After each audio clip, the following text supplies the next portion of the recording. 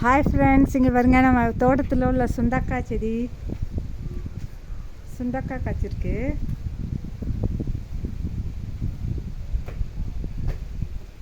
உயரமாக வளர்ந்துருச்சு.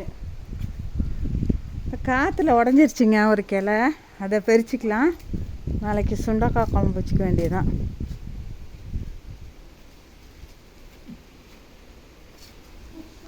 மழையும் காற்றுமா இருக்கிறதுனால உடஞ்சிருச்சு ஒரு கிளை. அதை சுண்டக்காய் பறித்து நாளைக்கு குழம்பு வைக்கணும். இப்போ பாருங்க, சுண்டக்காய் பூ இதை மாதிரி தான் இருக்கும். அதில் காய் வந்து இதான் வழுக்குது, இந்த மாதிரி காய்க்குது.